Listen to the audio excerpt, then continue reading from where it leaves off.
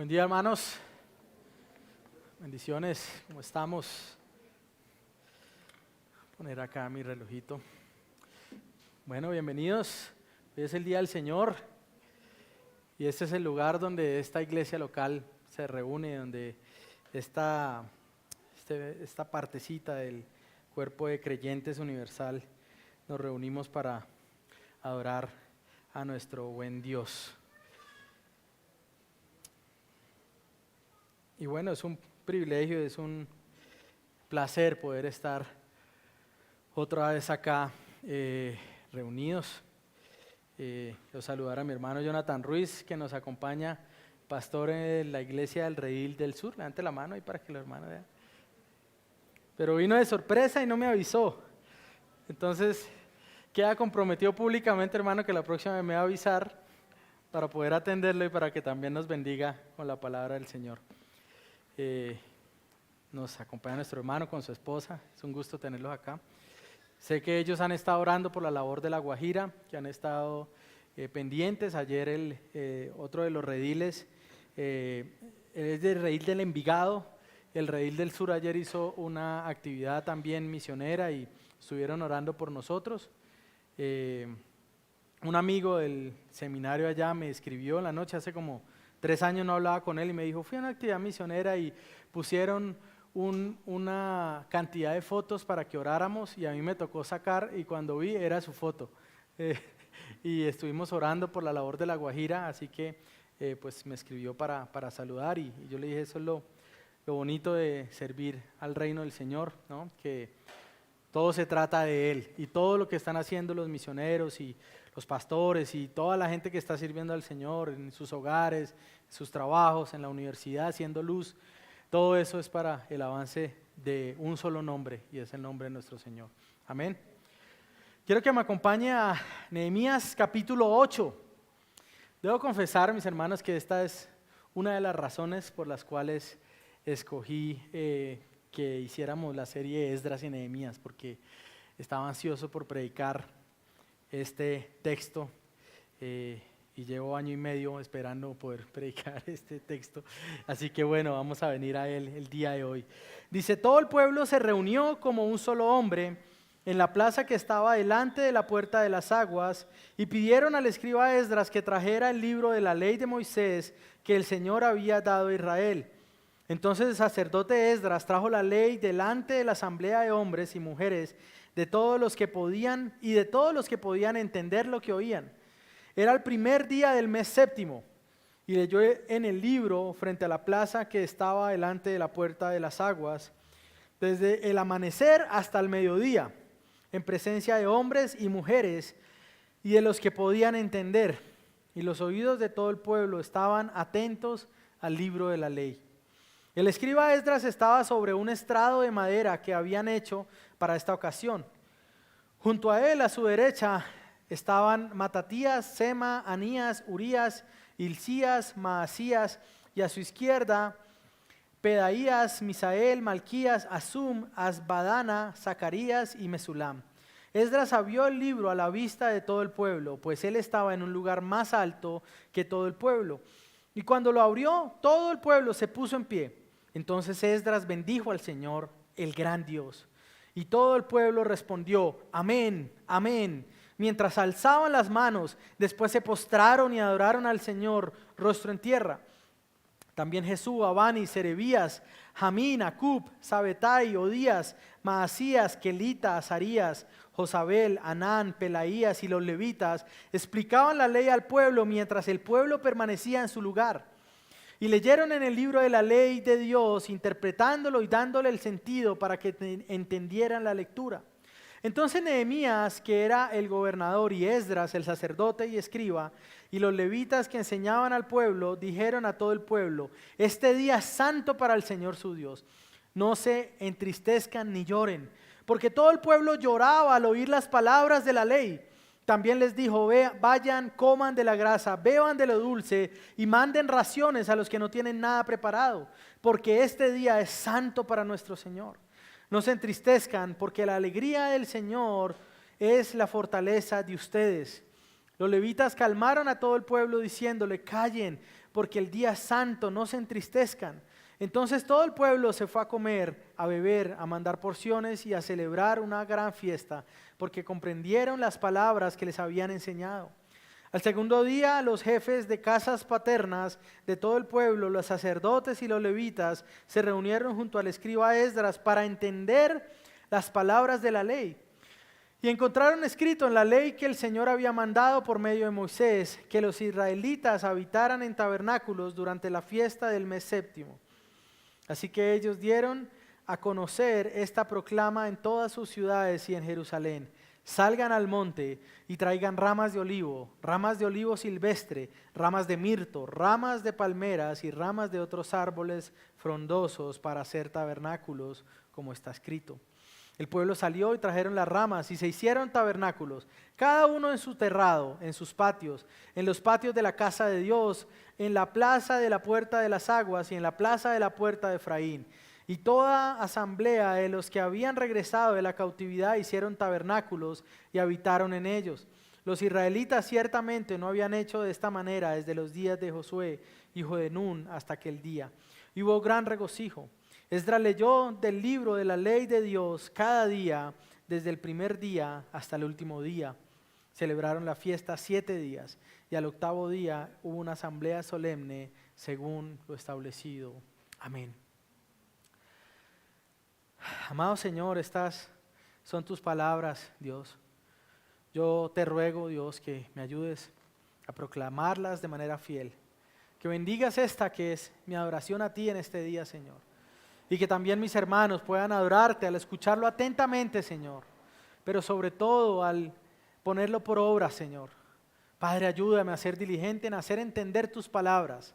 De manera, Señor, que sean claras para mis hermanos. Y que esta iglesia, Señor, pueda vivir y experimentar, Señor, aquello que tú dices que solo puede venir a través de tu escritura y es, Señor, la salvación de nuestras almas. Pero también, Señor, que podamos vivir una vida apasionada por ti, avivada por tu escritura, Señor, de manera que podamos celebrar y honrarte cada día, Señor. Oramos en Cristo Jesús. Amén. Amén. Hermano, ¿qué es lo primero que viene a su mente cuando usted escucha decir que el pueblo de Dios debe buscar un avivamiento? ¿Qué pensamos que es el avivamiento? ¿Qué debe hacerse para que venga un avivamiento sobre la iglesia del Señor? Los libros de Esdras y Nehemías hablan de avivamiento, pero sobre todo hablan del Dios que trajo ese avivamiento o de ese despertar en medio de un pueblo que por siglos había sido desobediente al Señor y que incluso habían sufrido las consecuencias por su pecado.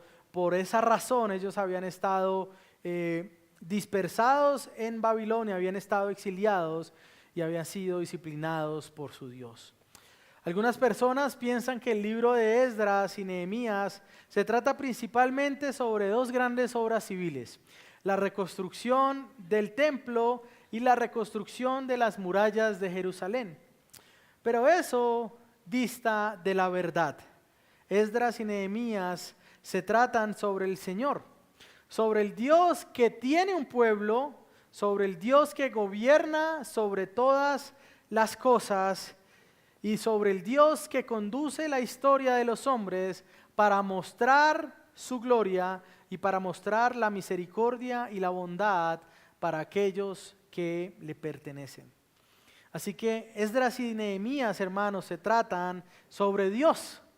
Dios cumpliendo sus promesas, dentro de las cuales no solo estaba traer al pueblo de nuevo a Jerusalén, sino también avivarlo para que ellos fueran fieles al Señor y para que ellos buscaran la santidad sin la cual nadie podría ver al Señor.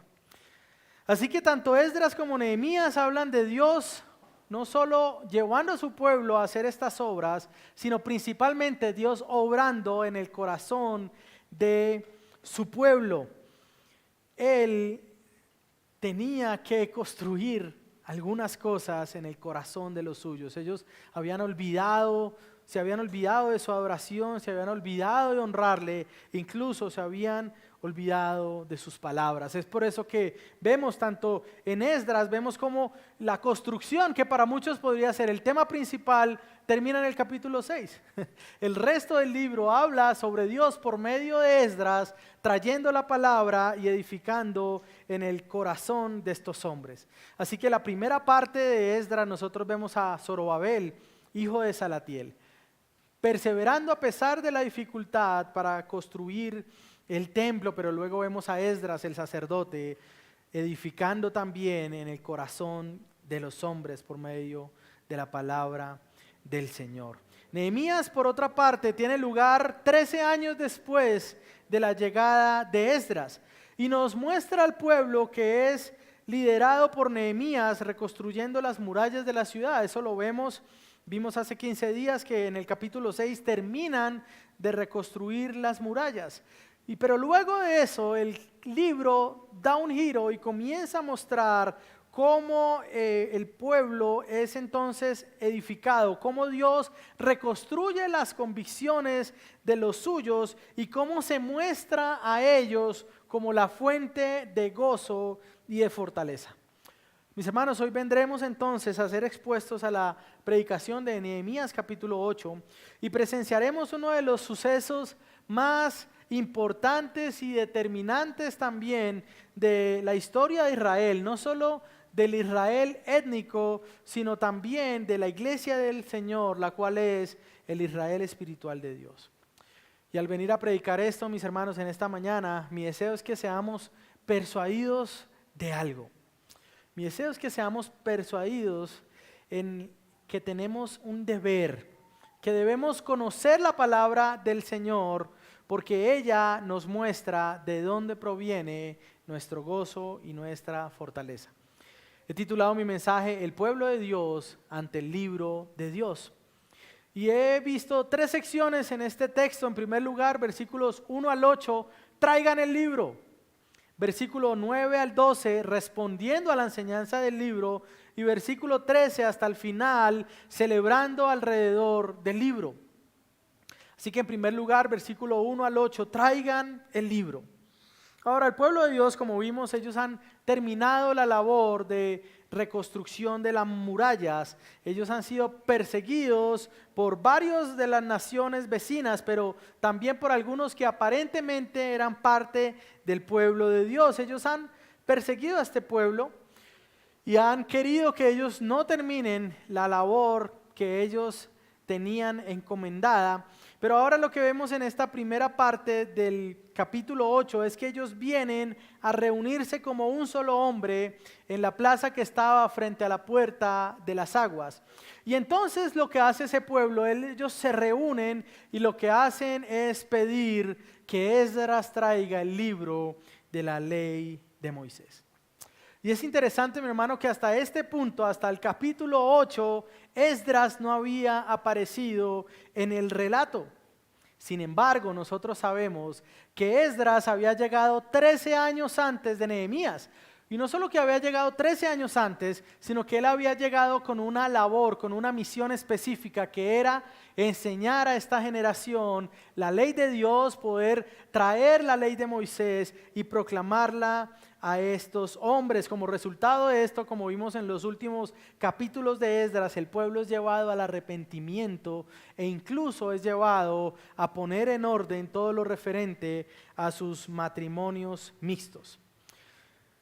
Vemos estos primeros 7 capítulos que muestran el fruto del liderazgo de Nehemías. Eso es lo que vemos en estos primeros capítulos. Pero ahora lo que veremos es cuál ha sido el fruto de la labor de Esdras durante estos 13 años. Y eso es lo que veremos también a Esdras sirviendo al Señor durante el resto de este libro. Se nos dice en el verso 2 que estas cosas suceden en el primer día del mes séptimo. Ahora, para nosotros tal vez fechar algo a veces no es tan importante, ¿no? A no ser de que sea algo que sucede en la fecha de su cumpleaños, ¿no? O en su aniversario, los que se acuerdan, ¿no? Pero para nosotros a veces no hay tantas fechas importantes. Sin embargo, para el pueblo judío sí. Y una de las fechas importantes para ellos era el mes séptimo. Tal vez era el mes más importante después del mes donde se llevaba a cabo la Pascua.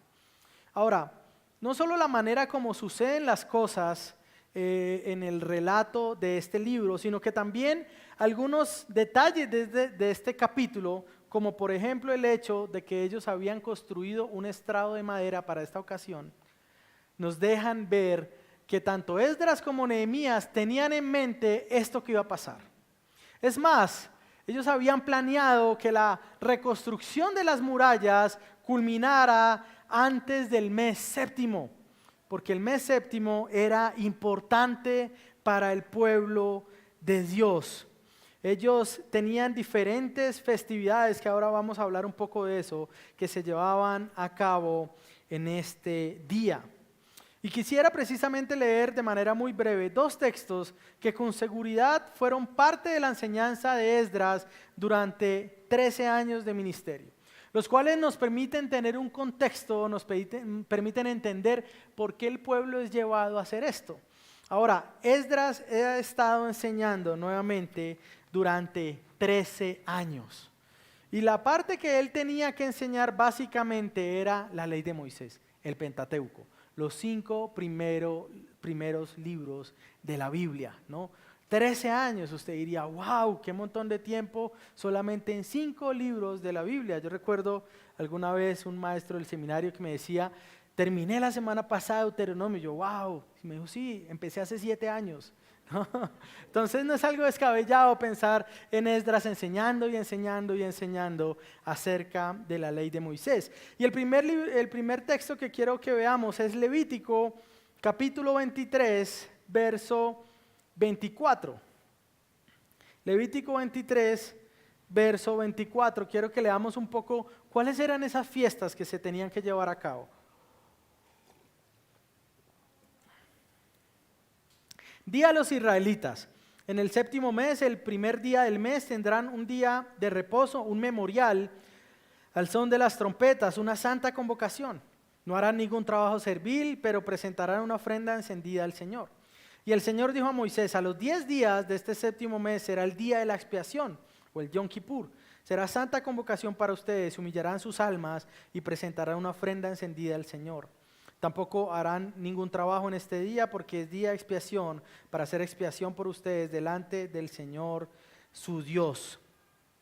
Sigo más adelante. De nuevo dijo el Señor, verso 33. Di a los israelitas, el día 15 de este séptimo mes es la fiesta de los tabernáculos. Se celebrará al Señor por 7 días.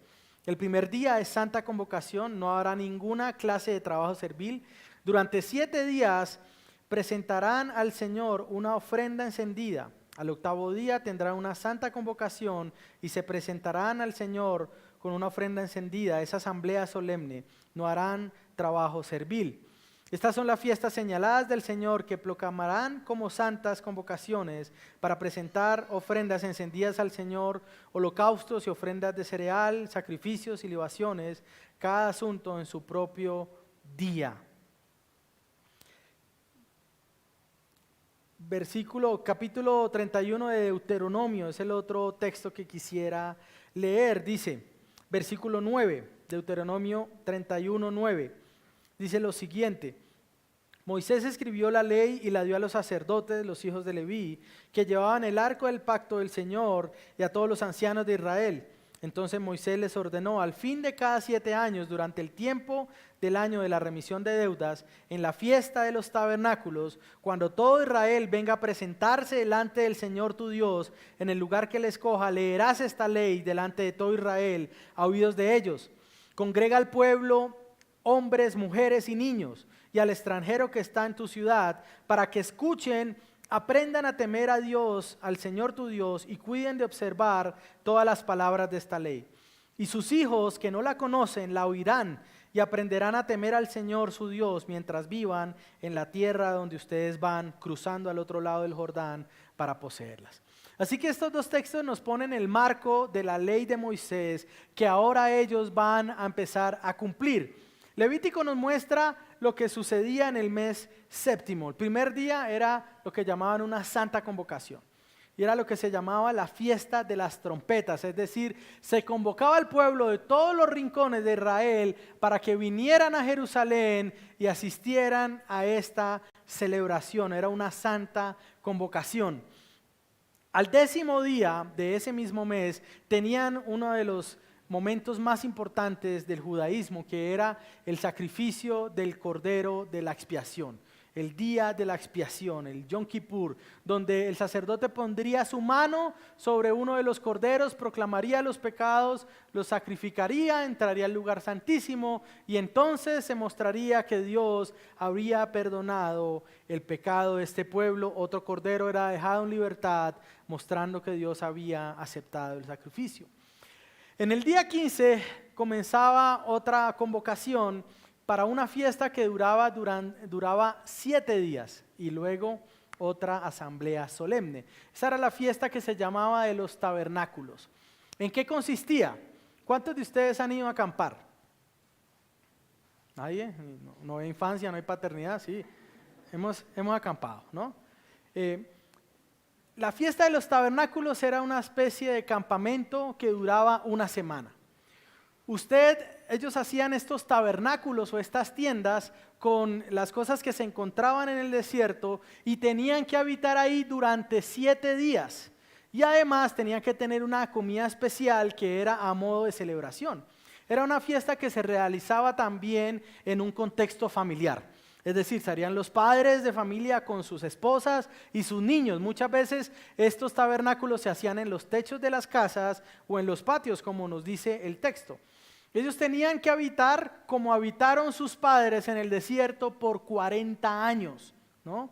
Y ese era un recordatorio de la fidelidad de Dios y más adelante vamos a ver también un recordatorio de las promesas de Dios cumplidas. Así que el Señor le había dado a Moisés este listado de fiestas y también en Deuteronomio 31 le había dado el mandato de leer la ley de Moisés en el contexto de la fiesta de los tabernáculos.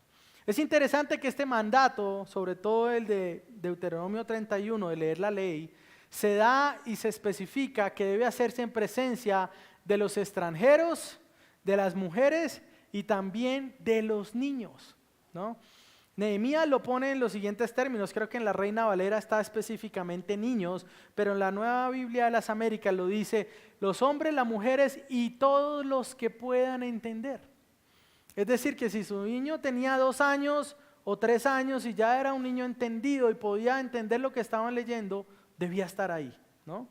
Ahora tal vez usted diga, bueno, pero es que ¿cómo puedo 1 hora de sermón? Sí, es difícil, sí, claro, es difícil. Ellos se reunían durante 5 o 6 horas para leer todo el Pentateuco de corrido, ¿no? Lo hacían cada 7 años, ¿no? Lo que sucede entonces es que el pueblo ha recibido estas indicaciones. Ellos estaban esperando que ese día la ley sería traída. Ellos habían sido instruidos por 13 años por Nehemías y estaban esperando este momento. O sea, algunos hermanos que van a ir a Medellín a la conferencia, ¿no? Imagínense una conferencia importante, pero 1000 veces más importante que cualquier conferencia que pueda haber en este tiempo. Y el pueblo estaba anhelando por eso. Habían construido ¿cómo lo pone ahí? Un estrado de madera, o podría decir también como un púlpito, ¿no? Para que Esdras y los que leyeran la ley estuvieran un poco más altos al resto del pueblo. Ahora debemos recordar que cuando le dicen a Nehemías, trae la ley, ¿no? Él no se acerca con esta porción, ¿no? Con un libro así de ancho, ¿no? Él venía con unos rollos. En ese momento, nosotros tenemos la traducción libros, pero en ese momento no estaban los libros como los tenemos hoy. Eran unos rollos donde los escribas habían copiado la ley de Moisés. Y de hecho, tal vez muchos de los 13 ayudantes que estaban apoyando a Esdras en esta labor, tenían como labor también ayudar a traer los rollos para que fueran abiertos poco a poco o uno tras otro y poder leer toda la ley de Moisés, ¿no?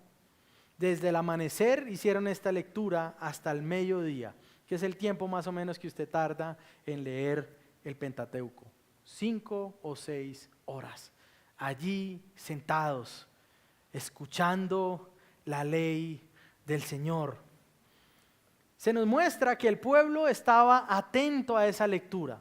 Ellos estaban ahí reunidos como un solo hombre. Todos sabían que ese era el día, que Esdras iba a abrir la ley del Señor. Todos habían dispuesto su corazón, habían trabajado en la reconstrucción de las murallas y del templo para poder escuchar otra vez como un solo hombre esta palabra del Señor. Estaban unánimes juntos con sus familias.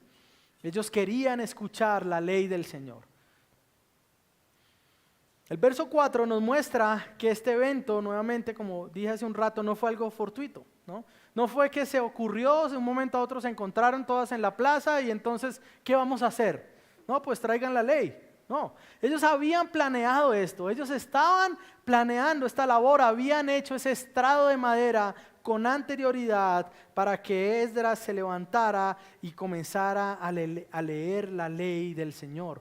13 hombres, 6 a la derecha, 7 a su izquierda, aparte de eso 13 levitas que también ayudaron no solo en la lectura, sino también a interpretar la ley. En algunas ocasiones, mientras ellos leían esto, dentro de la interpretación que hacían, era necesario incluso traducir, porque muchos de los que estaban allí no hablaban hebreo, eran judíos, pero habían sido criados en el imperio medo-persa, es decir, que su lengua principal era el arameo, ¿no? Entonces, esos 26 hombres, muchos de ellos lo que estaban haciendo mientras Esdras leía era estar en el medio de los que hablaban arameo y traducirles lo que se estaba leyendo. ¿Se imagina traducir durante 5 o 6 horas de manera que el pueblo pudiera entender la ley del Señor? Todo el pueblo se puso en pie durante la primera parte de la lectura, mostrando reverencia y atesoramiento del hecho de poder escuchar la ley del Señor. Y esto no es tan extraño para nosotros, porque lo primero que hacemos en nuestro servicio después de orar es levantarnos todos y leer juntos la palabra del Señor. Versículo 6 dice: entonces Esdras bendijo al Señor, el gran Dios, y todo el pueblo respondió: amén, amén. Mientras alzaban las manos, después se postraron y adoraron al Señor, rostro en tierra. Hay algo maravilloso, no solo en la actitud de Esdras, sino también en la actitud que tiene el pueblo al leer la ley. Ellos no vienen a hacer cualquier cosa. Ellos no vienen a hacer una actividad más de la semana. Ellos vienen a hacer algo que es importante. Ellos no estaban haciendo otra cosa, sino adorando al Dios del cielo. Esdras lo primero que hace es bendecir al Señor, orar al Señor y darle gloria a Dios, y todo el pueblo responde diciendo amén. Ellos están adorando juntos al Señor. Este servicio, hermanos, por ejemplo, es un servicio, nuestro servicio de adoración, ¿no? Y tal vez a veces cuando uno invita a alguien a la iglesia, ¿no? A mí me ha pasado que yo evangelizo a alguien, le comparto el evangelio y le digo: te invito a que vengas a nuestro culto de adoración a la iglesia. Y lo primero que la persona piensa es: uy, ¿cuánto dura? No, 2 horas, 2 horas y media. 2 horas y media cantando, ¿no? Es lo primero que muchas personas piensan cuando se habla de un servicio de adoración. Pero todo lo que hacemos en nuestro culto es adoración. La lectura de la palabra es adoración. La predicación de la palabra es adoración. Y quiero darle una noticia: la forma como usted escucha los sermones es adoración. Así que si usted viene y escucha 10 minutos de los 50 y el resto está en otra cosa que no sea imaginando lo que estamos predicando, usted está adorando de una manera incorrecta, ¿no? Ellos alzaron sus manos para luego postrarse y adorar al Señor. Ellos estaban adorándolo.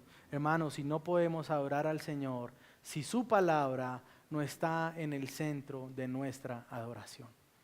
Una de las cosas que ha hecho un poco difícil el trabajo de La Guajira en ocasiones es que para ellos un culto es literalmente 2 o 3 horas de cantar y luego 15 o 20 minutos de un mensaje, ¿no? Y ha sido difícil trabajar en eso y creo que solamente el Señor puede hacerlo y es darle la convicción. El centro de la adoración debe ser la palabra del Señor. Y claro que cantamos, es parte de lo que hacemos, pero incluso los cánticos también deben estar alrededor ¿de qué? De la palabra del Señor. Ellos alzaron sus manos y honraron al Señor. Este sermón es parte de mi adoración que traigo hoy al Señor.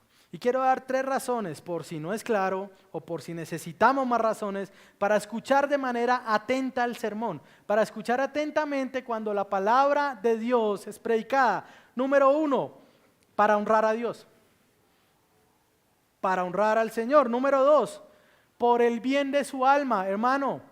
Entre mejor usted escuche los sermones y entre más atención usted ponga a la predicación, su alma va a ser bendecida. Y número 3, para animar al predicador, ¿no? Para animar al predicador en la labor de adorar al Señor por medio de la proclamación. Así que cuando usted tal vez tiene una dificultad y parece que se va a esta tierra, no solo no está honrando bien al Señor en la manera como escucha el sermón, sino que también dificulta que yo adore bien a mi Señor por esa actitud, ¿no? Ahora la pregunta que deberíamos hacernos a la luz de la actitud de este pueblo es ¿cómo es la manera que escuchamos la predicación? ¿Honra la manera como yo escucho el sermón a Dios, al Dios de esa palabra? ¿Muestra que sabemos que bendice nuestra alma? Escucho atento, como entendiendo, como diciendo, pastor, gracias, pastor, esto me bendice, pastor, esto que está diciendo es difícil, pero voy a pedirle a Dios que me ayude a vivir de esta manera. ¿Qué refleja ahora? Es más difícil aún. ¿Qué refleja cuando no atesoramos la predicación o incluso no atesoramos congregarnos, ¿no? Decía o dice James Hamilton, la reverencia no es por la Biblia misma. No se trata de que adoremos el libro, ¿no? La reverencia no es por la Biblia misma, sino por el Señor. Como vemos en el verso 6, amamos la Biblia porque la Biblia nos revela a Dios. Eso es lo que hace que la Biblia sea preciosa. La Biblia hace que Dios sea conocido. Nosotros no adoramos el libro, no adoramos la Biblia como tal. Lo que nosotros adoramos es al Señor. Y como su palabra es la que nos muestra quién es Él, entonces por eso ella juega un papel fundamental en nuestro servicio de adoración. Amén. Versículos 7 y 8 se nos muestra también la labor de estos levitas. Explicaban la ley al pueblo, la interpretaban y como dice ahí, le daban el sentido para que entendieran la lectura. No nos reunimos solamente para escuchar la Biblia siendo leída, nos reunimos para poder entender qué es lo que dice la Biblia. Hermanos, el pueblo necesita entender la ley del Señor. Y la Biblia nos enseña que ella es clara en cuanto a lo que enseña, pero también nos dice que necesitamos y que Dios levanta hombres para que se dediquen a estudiarla y a conocerla, de manera que puedan enseñarla a otros, que puedan guiar a otros a conocer la palabra del Señor. Mis hermanos, la predicación es central en el ministerio de nuestra iglesia local. Y hace un rato que estaba hablando con los hermanos que terminaron su discipulado y estamos en la clase de membresía, les decía, una de las marcas indudables de una iglesia verdadera es la predicación de la palabra del Señor, es la predicación expositiva de la palabra del Señor. No es que el pastor o el predicador agarre un verso acá, otro verso allá, otro verso acá y trato de armar algo que esté de acuerdo con lo que pienso, ¿no? No, es ir al libro, leer el libro, interpretar el libro y buscar que apliquemos el libro de manera que honremos al Señor. Cuando esa palabra es fielmente expuesta, el Dios de las Escrituras es exaltado. Y aquellos que escuchamos, dice Derek Thomas, no podemos hacer otra cosa sino adorar. Si la palabra es predicada, si la palabra es explicada, la única reacción que pueda haber en medio del pueblo debe ser adoración. El asunto es que a veces salimos de los sermones y empezamos a mirar. ¿Qué cosas sí voy a creer? ¿qué cosas no voy a creer? ¿Qué cosas voy a buscar vivir? ¿Qué cosas no?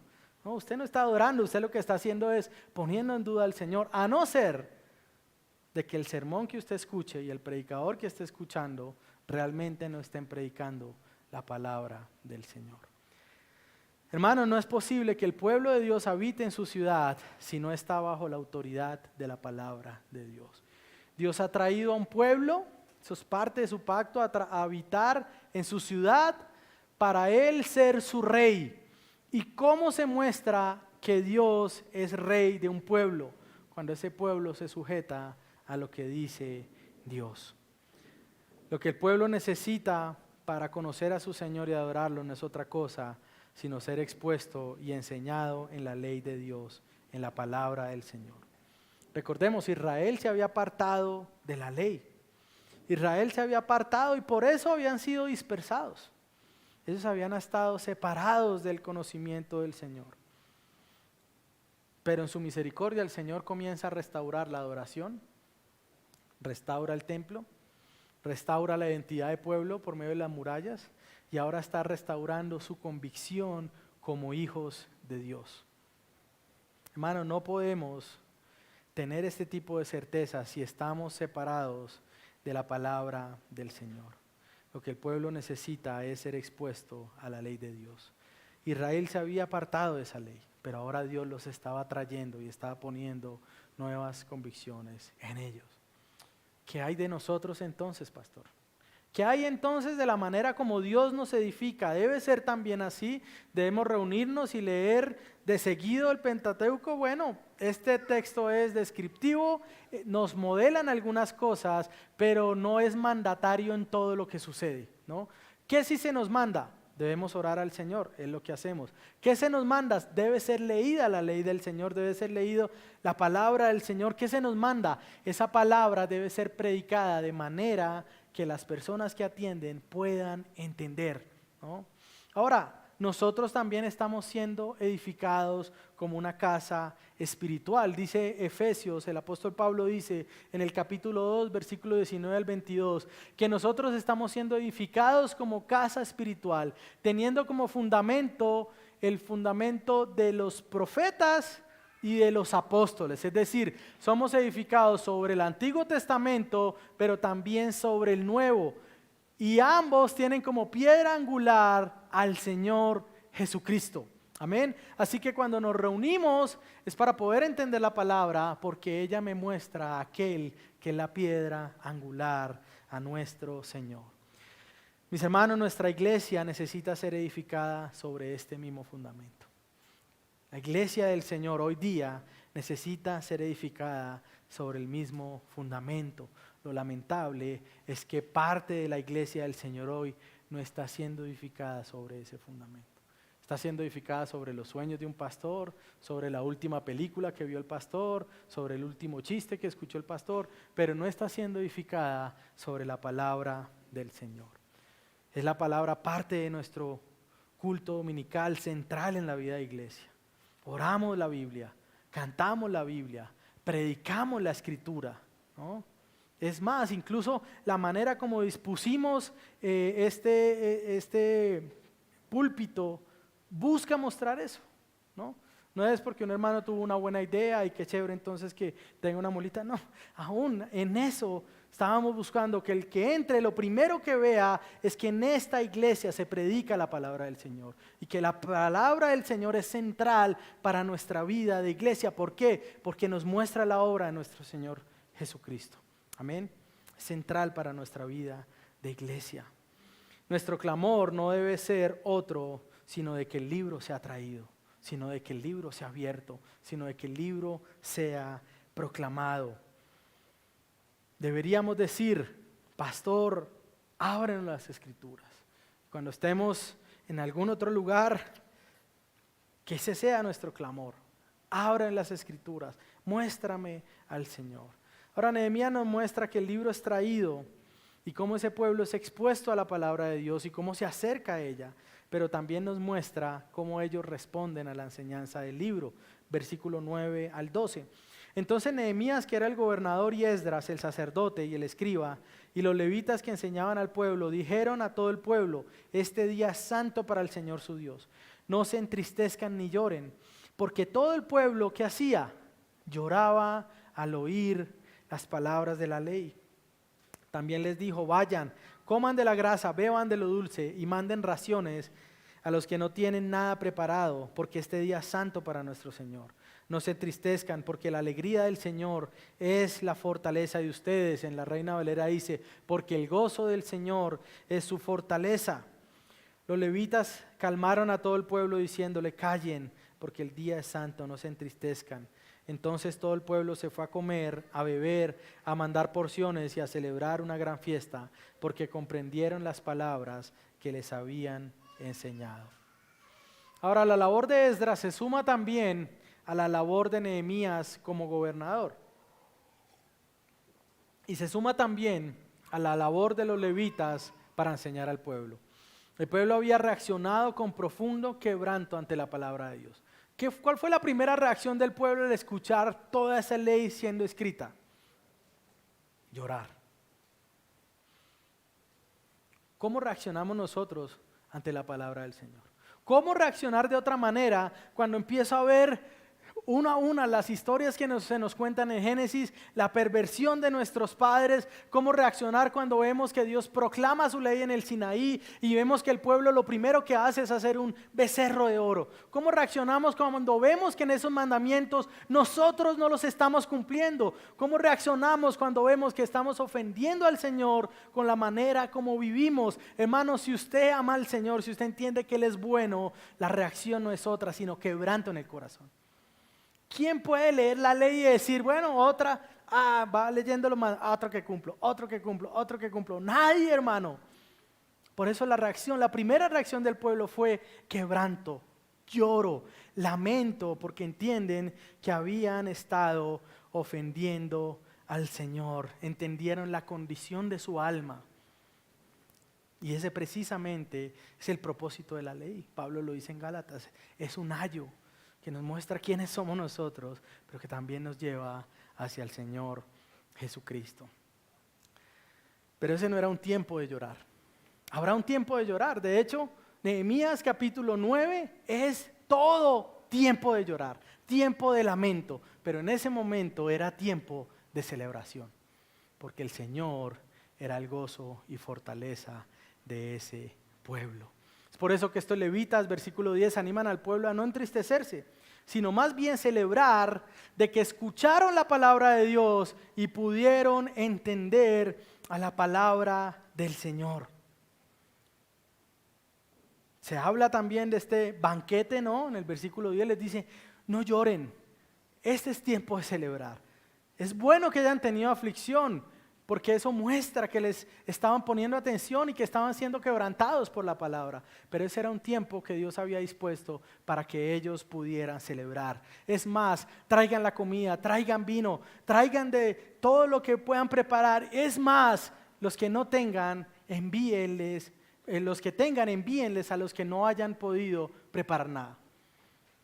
Una de las cosas maravillosas del Evangelio es que todos esos tiempos de comunión, generalmente el mismo Señor Jesús lo hacía, en medio de la mesa se mostraba esa camaradería, ¿no? Y entonces uno entiende, eso se traslada también a la iglesia del Señor y por eso tenemos los ágapes y por eso se nos muestra en 1 Corintios 11 cómo el pueblo se reunía a comer juntos y a tomar la cena del Señor.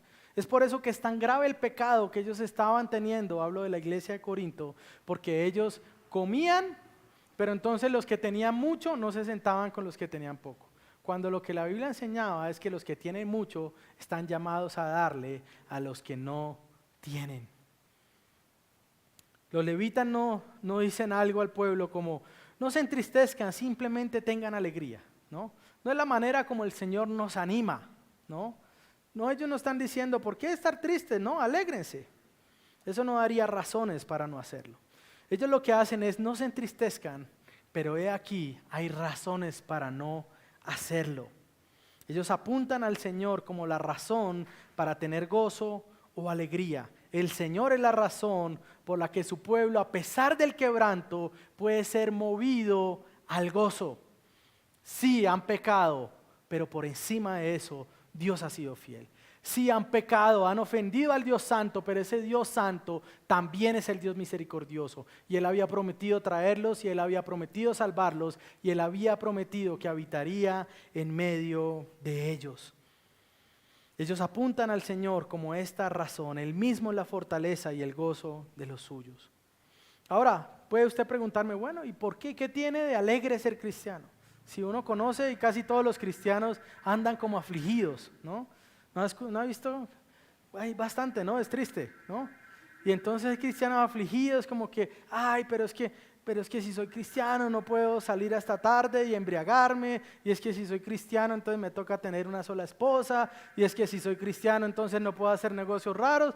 Bueno, hermano, si usted se está lamentando por eso, realmente usted no solo no es cristiano, sino que debería ser llevado al arrepentimiento, porque para nosotros esos mandatos del Señor son motivo de gozo. Y voy a darle adicional a eso 4 razones más por las cuales debe haber gozo en nosotros. Y debe haber gozo en estos que están escuchando la proclamación de la palabra. En primer lugar, el gozo proviene de saber que ellos son amados. ¿Por qué otra razón este pueblo puede estar allí? ¿Por qué otra razón estos hombres no fueron destruidos cuando sus antepasados volvieron el templo del Señor lugar de prostitución? La única razón era porque Dios los había amado. Hermano, nosotros somos amados por Dios. Estos hombres reconocen ese amor al estar en Jerusalén nuevamente. Pero nosotros, por otro lado, hemos visto ese amor del Señor por medio de la vida, de la muerte y de la resurrección de nuestro Señor Jesucristo. El envío del Mesías es la mayor muestra de amor que jamás se ha visto en esta tierra. Un Dios perfectamente santo, un Dios perfectamente justo, amando a un pueblo que es pecador y enviando a lo más valioso, a lo más preciado, al único que sí es santo, para que viniera y viviera la vida que no podemos, y aparte de eso se entregara en obediencia al Padre para que usted y yo podamos estar delante de Él. ¿No es eso razón para alegrarnos? ¿No es esa razón para gozarnos? Somos amados por Dios. El cristiano, yo siempre digo esto, el cristiano es el único que, 2 puntos y digo algo, ¿no? El cristiano es el único que puede sentirse realmente amado en esta tierra. Nadie más. Usted puede decir, pastor, yo soy cristiano, pero mi esposa me ama. Sí, aún el amor de ella, por muy buena que sea, aunque sin Cristo eso no se puede mucho, pero por muy buena que sea ella o él, no lo puede amar como el Señor lo ama. Su amor está impregnado de pecado. Nosotros podemos decir, somos amados de verdad. Y eso nos trae consuelo, porque aún en esta tierra a veces ponemos nuestra esperanza en la manera como nos aman nuestros hermanos o nuestra esposa. Pero nosotros, antes que ser amados por ellos, somos amados por Dios. Segunda razón, el gozo proviene de saber lo que ellos tienen en su comunión con el Señor. Y saben que eso es lo mejor. Ahora, si usted es cristiano, para usted lo mejor de su vida, sin duda alguna, debería ser la relación que usted tiene con Dios. La relación que usted tiene en Cristo con el Padre. Porque usted era enemigo y ahora ha sido traído a ser hijo. Porque usted antes no podía estar delante de Dios a causa del pecado y la condenación y a causa de su vergüenza y de la acusación. Pero ahora usted puede estar delante de Él y decirle, Abba, Padre. En tercer lugar, hay razones para el gozo porque ellos conocen al Dios de la providencia. Estos israelitas que habían vuelto a Jerusalén pudieron ver que todo lo que sucede está gobernado por Dios. Es más, que Dios gobierna por encima de los reyes. La Biblia nos dice esto también a nosotros. ¿No dice Pablo acaso a los romanos? Y sabemos que para los que aman a Dios, ¿qué? Todas las cosas les ayudan para bien, ¿no? ¿Cómo no tener gozo?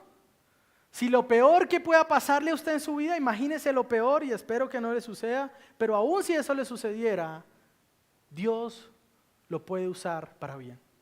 ¿A qué debemos temer entonces? ¿No es esa una razón para gozarnos en Él? Y la cuarta razón es que el gozo viene de saber, escúcheme bien, que lo mejor está por venir. Y no hablo de la falsa promesa de una prosperidad material, ¿no? Cuando le dicen, tranquilo, lo mejor está por venir. Dios le va a dar esto, le va a dar aquello, le va a dar... ¿No? Dios ya nos dio todo. Lo mejor está por venir cuando veamos la consumación de aquello que el Señor Jesucristo hizo por nosotros. Ahora, para ellos podían ver que Dios los había regresado a Jerusalén con un propósito, ¿no? Las providencias siempre tienen un propósito. Ese pueblo vendría a ser la base para una nación deseosa del Señor.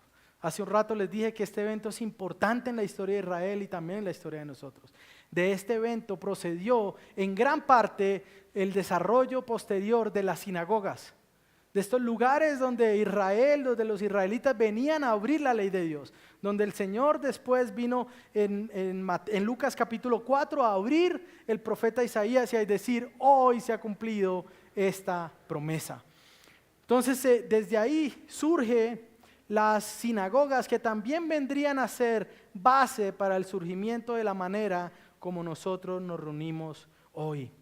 Ese pueblo tenía gozo porque lo mejor estaba por venir, y eso no era otra cosa sino que por medio de la preservación de ese pueblo el que vendría no era otro sino el Señor Jesús. Si ese pueblo no hubiera sido devuelto a Jerusalén, si ese pueblo no hubiera sido avivado por Dios, Cristo no hubiera nacido. Pero lo mejor estaba por venir porque el Señor había planeado eso desde antes de la fundación del mundo. El pueblo de Dios puede gozarse, puede fortalecerse en las palabras de Dios. Él es nuestra fuente de fortaleza. Ellos habían tenido siglos difíciles. Ellos saben que era que su nación hubiera sido destruida. Sabe que es haber pasado 70 años como refugiados, viviendo en una tierra ajena. Pero saben también que es ver una a una las promesas de Dios cumplirse. La pregunta es, hermano, ¿podemos gozarnos nosotros como este pueblo lo hizo? Claro que sí, claro que sí. Hermanos, debemos conocer la palabra de Dios porque ella nos muestra de dónde viene nuestro gozo y de dónde viene nuestra fortaleza. La pregunta también es, ¿ve el domingo como razón para celebrar a causa de haber escuchado y entendido la palabra de Dios? ¿Es motivo de gozo salir después de la predicación y decir, uy, al fin pude entender eso, lo había leído en la escritura, no había podido entenderlo y ahora que lo entiendo, puedo ver lo maravilloso que es el Señor, ahora que lo entiendo, soy llevado a vivir de esa manera que la palabra me manda? Mis hermanos, este es un día santo. Es un día santo porque proclamamos las palabras del Rey. ¿Cómo no anhelar este día? ¿Cómo no atravesar durante la semana? Y a veces usted tiene aflicciones el martes y viene la reunión de oración y usted respira un poco, pero después parece que otra vez se pone todo peor y entonces comenzamos a pensar, ¿y qué nos hablará el Señor el domingo? Entonces venimos y al cantar con los hermanos, como decía Lutero, nuestro corazón se enciende y podemos decir, Señor, no importa lo que esté pasando, yo sé que tú tienes un propósito, yo sé que tú cumplirás tu obra en mí, ayúdame solamente a perseverar y a gozarme en tu bondad. Tenemos razones para celebrar y eso es lo que hacen ellos alrededor del libro, y este es mi último punto, celebrando alrededor del libro. Estos líderes se reúnen junto a Esdras para entender la ley, verso 13. Al segundo día, los jefes de las casas paternas de todo el pueblo, los sacerdotes y los levitas, se reunieron junto al escriba Esdras para entender las palabras de la ley. Vienen los hombres, vienen los líderes del pueblo, viene Esdras, vienen los levitas a querer entender la palabra del Señor. Estos eran los que el día anterior habían ayudado a la interpretación, pero no eran hombres que dijeron, ya. Pude traducir o hacer la traducción simultánea del Pentateuco, ya no necesito saber más.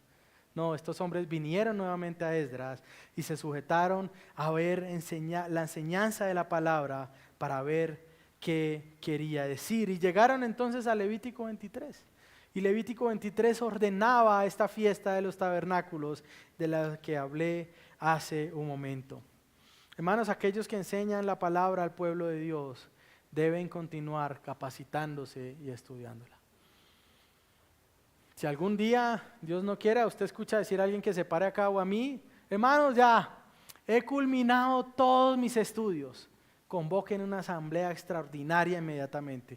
Porque nunca un hombre que atesore la escritura, que se sumerja en ella todas las semanas para estudiarla, podría decir, ya no necesito estudiarla más, ya no necesito profundizar más.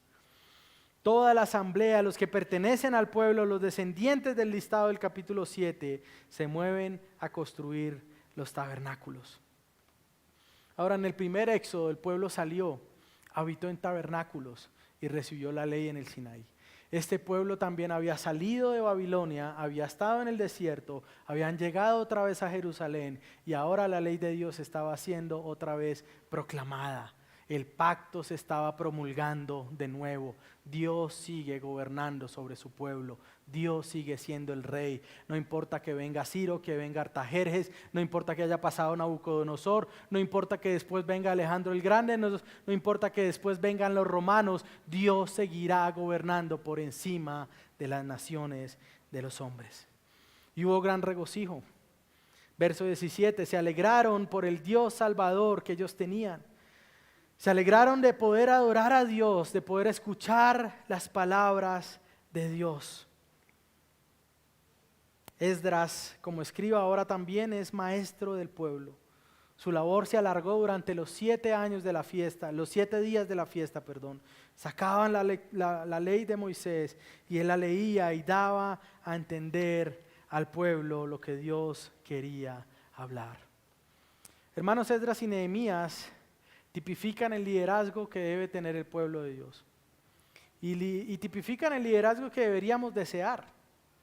Pero sobre todo tipifican el tipo de rey que debería guiar al pueblo del Señor. Debe ser un rey que no hable su propia palabra.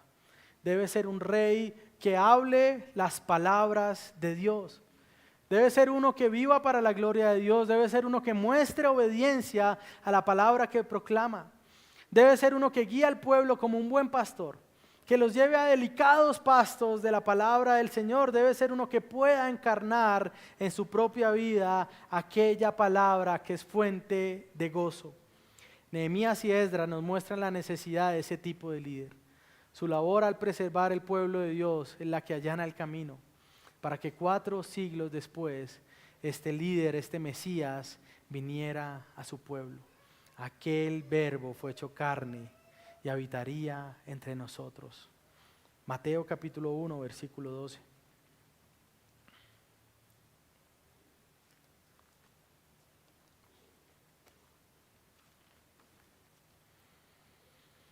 Después de la deportación de Babilonia, Jeconías fue padre de Salatiel y Salatiel de Zorobabel. Zorobabel fue padre de Abiud, Abiud de Eliaquín y Eliaquín de Azor. Azor fue padre de Sadoc, Sadoc de Aquim y Aquim de Eliud. Eliud fue padre de Eleazar, Eleazar de Matán y Matán de Jacob. Jacob fue padre de José, el marido de María, del cual nació Jesús, llamado el Cristo. De manera que todas las generaciones desde Abraham hasta David son 14, y desde David hasta la deportación 14, y desde la deportación hasta el Cristo 14 generaciones. Lo mejor definitivamente estaría por venir. Todos estos hombres trabajaron para el pueblo, trabajaron para que el pueblo fuera preservado, pero trabajaron también para que nosotros pudiéramos venir a ser pueblo de Dios, aún sin saberlo. La preservación de este pueblo, la fidelidad de estos líderes, la fidelidad de este pueblo fue el lugar en el cual vino nuestro Salvador. Y por esa razón hoy nosotros también podemos estar acá. Y por esa razón hoy también podemos tener gozo. Por esa razón debemos también anhelar y gozarnos por poder ser expuestos a la palabra. Dios sigue levantando hombres para que proclamemos la palabra a lo largo de los siglos, hasta que Él regrese y hasta que Él establezca aquella ciudad que permanecerá para siempre, aquella que nunca será destruida, que no necesitará ni siquiera templo porque Él estará en medio de nosotros. Gloria a Dios, gloria al que es la fuente de nuestro gozo, la gloria y la fortaleza de los suyos. Algunas aplicaciones, mis hermanos, si usted está acá y usted está escuchando el Evangelio por primera vez, o lo ha escuchado muchas veces, pero usted siempre parece que corre más rápido que el Evangelio y no lo alcanzan, ¿no? Yo quiero decirle que solamente si usted viene a ser parte del pueblo de Dios, podrá tener un gozo que puede ser fortaleza para su vida. Solo aquel que viene a Cristo puede ser amado en verdad. Quiero decirle también que usted necesita venir al Señor para ser rescatado. Y entonces podrá entender por qué nosotros cantamos. Y entonces podrá entender por qué nos sentamos 2 horas en la semana para escuchar la palabra, para orar la palabra, para cantar la palabra y para tener comunión entre nosotros. Si usted no se arrepiente y busca a Cristo, así usted venga todos los domingos, usted nunca va a entender. Usted necesita al Señor. Usted necesita reconocer su pecado y correr a Él como buen Salvador. La buena noticia es que hoy es día de salvación, que usted puede correr a Cristo hoy, venir y abrazarlo y habitar con Él. Para la iglesia debemos atesorar la palabra de Dios, sobre todo cuando es predicada en el día del Señor. Hermano, nosotros debemos orar y debemos desear avivamiento en medio de la iglesia. Avivamiento no del que venden falso por allá, que si usted le pone a su iglesia avivamiento, lo visitan abogados y lo demandan. No, este es el avivamiento que hablan las Escrituras, el que deseamos, el que anhelamos, corazones, mentes, vidas transformadas por el Evangelio que deseen servir al Señor.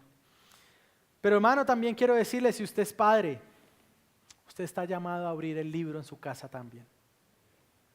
La pregunta es, ¿abre usted el libro? Si sus hijos le dicen, papá, hay algunos niños que incluso, el libro, papá, leamos. Que usted pueda hacerlo, que usted tenga algo que decir de ese Dios que usted conoce. Tenemos que ser hombres que abran el libro, hermanos. Ese es un llamado maravilloso, no podemos esquivarlo. Tenemos que ser hombres del libro. Esta iglesia es una iglesia del libro, pero es una iglesia del libro porque ese libro nos muestra quién es nuestro Señor. Nuestros oídos deben estar atentos a la ley y reconocer la palabra de Dios como fuente de gozo y de fortaleza, aun cuando también nos lleva a ser confrontados hasta las lágrimas. Finalmente quiero también, en medio de los que desean ser hombres del libro y predicar el libro, dar ánimo. Esta labor es la más ardua. No importa que usted diga, algunas personas creen que los pastores como que no hicieran nada, ¿no? Pero hermanos, esa labor es extenuante, es ardua, es difícil, es agotadora hasta las lágrimas, el cansancio, la enfermedad, el agotamiento y todo lo que usted se pueda imaginar. Pero es la labor más gloriosa que pueda haber sobre esta tierra. Si usted está orando, anhelando por ser pastor, condúzcase hacia allá. Busque ser un hombre del libro en su vida y busque reconocer que el que nos fortalece y nos da gozo para poder seguir predicando es el Señor. Él es el que nos fortalece para seguir haciendo la obra. Nuestro llamado, sencillo, ser fieles. Ese es el llamado que tenemos. Seamos hombres que puedan abrir el libro y ver en él nuestra fuente de salvación, de gozo y de fortaleza. Tenemos razones para celebrar. El mismo Dios que libró a Israel y que los hizo peregrinar por el desierto es el que también nos rescató a nosotros y es el que va con nosotros todos los días hasta que lleguemos a casa. Padre, gracias por esta palabra, Señor. Gracias por tu escritura, Señor. Gracias porque podemos hoy predicarla, proclamarla y gozarnos en tu salvación, Señor. Ayúdame cada vez a ser más claro en mi proclamación, pero sobre todo a ser más fiel. Porque puede haber claridad hablando mentiras, Señor. Los maestros de este mundo la tienen. Ayúdame, Señor, ayúdanos a ser claros en la enseñanza, pero fieles en la enseñanza, Padre.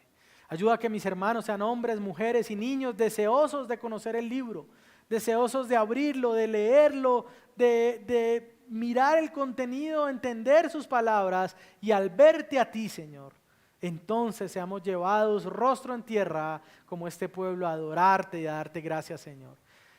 Gracias por este día, gracias por tu misericordia, gracias porque la salvación solo puede proceder de ti, Señor. Gracias porque hoy estamos reunidos para celebrar estas cosas, Señor. Estamos reunidos en torno a tu palabra, porque ella nos muestra quién eres tú, Señor. Gracias por el gozo de poder entenderla, Señor, porque antes estábamos en densas tinieblas, sin Dios, sin salvación, sin esperanza en este mundo. Pero un día a ti te plació que las tinieblas resplandeciera tu luz, como dice en 2 Corintios, Señor. Y aquella misma luz, Señor, que resplandeció en el principio, en la creación, resplandeció en nosotros para crearnos de nuevo, para darnos salvación y para traernos a ti, Señor. Gracias por tu misericordia. Gracias por este día, Señor. Oramos en Cristo Jesús. Amén. Hoy es día de celebración también. De hecho, después del culto vamos a almorzar. Los que